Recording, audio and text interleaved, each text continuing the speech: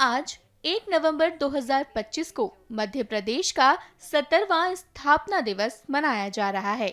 यह दिन प्रदेश वासियों के लिए गर्व, उपलब्धियों और आत्मचिंतन का प्रतीक बन चुका है।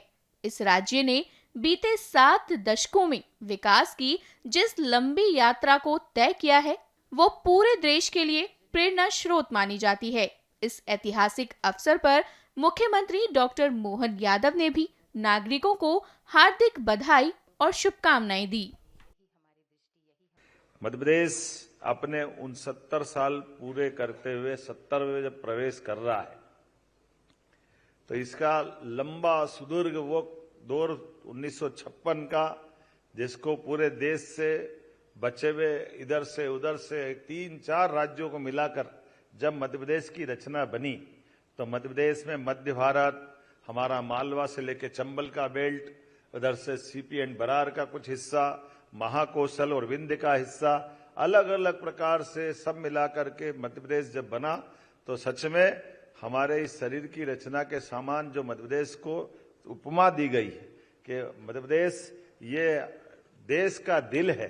तो देश का दिल जितना अच्छा, स्वस्थ और सभी प्रकार से गुण संपन्न होगा, तो शरीर पूरा स्वस्थ रखने में जो हृदय की भूमिका रहती है, मैं मान के चलता हूं 70 साल के अलग अलग दौर से निकलते हुए जिस प्रकार से मध्य प्रदेश ने अपनी यात्रा तय की है, मैं आप सबके माध्यम से इतना ही कह सकता हूं कि मध्य प्रदेश का ये जो दौर यशस्वी प्रधानमंत्री के नेतृत्व में जिस प्रकार से प्रारंभ हुआ, जोरदार अभिनंदन अपनी इस पूरी यात्रा के लिए और पूरे प्रदेश के सर्वांगीण विकास के लिए। जितने प्रकार से इसके दायरे हो सकते हैं, वो सारे दायरे खोल करके, जैसे आज के समय में हम एविएशन की बात कर रहे हैं, तो एविएशन के आधार पर भी कभी कल्पना कर सकते हैं कि रीवा के अंचल में हमारा एयरपोर्ट काम करे, और रीवा में ठीक है, सतना में भी करे, रीवा और सतना। लेकिन जब हम ये देखें, एक तरफ रीवा सतना ये हमारा पूर्वी मध्य प्रदेश का हिस्सा है, और इंदौर से आज उड़ान प्रारंभ होने का एमओयू हो रहा, तो पूरा पश्चिम दोनों तरफ से उड़ान प्रारंभ होकर के एक राज्य के अंदर भी हमारी उड़ानें चालू हो रही है।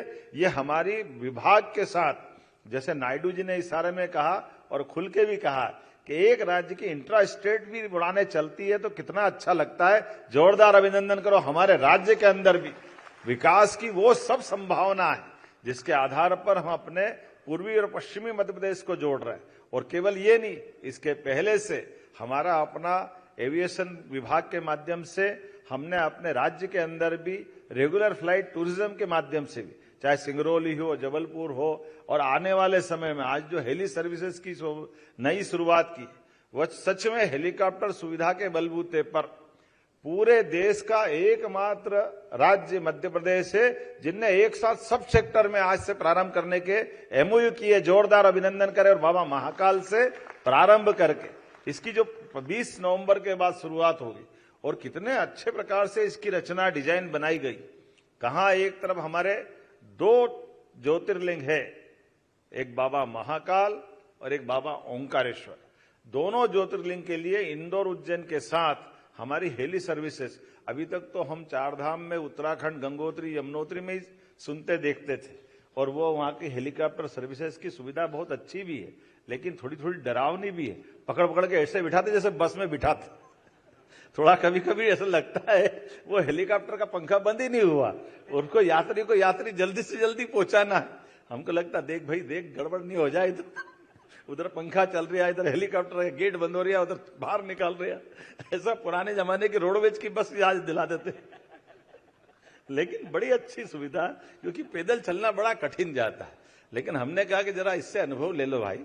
अब जब हम अगर हेलीकॉप्टर से उतरे तो ढंग की कोई गाड़ी वाड़ी भी रहे, चाय वाय पिलाने की कोई होटल भी टूरिज्म की होना चाहिए। समूचा पैकेज लो, किराया लो, तो कोई तकलीफ नहीं। मुझे प्रसन्नता, हमने वो सब करने का प्रयास किया है इस हेलीकॉप्टर सर्विस से, कि जहां जा रहा है उस गंतव्य पे भी संभालने वाले लोग रहेंगे, वहां भी उस व्यवस्था के आधार पे रहेंगे। ये पूरा पैकेज है। आप अगर ओंकारेश्वर उतर रहे हो या महाकालेश्वर उतर रहे हो, तो आपको बाकायदा गाड़ी से ले जाएंगे, विशेष दर्शन भी कराएंगे, चाय पानी का भी पूछेंगे, फिर वापस आपको छोड़ के जहां तक पहुंचाना वहां पहुंचाएंगे।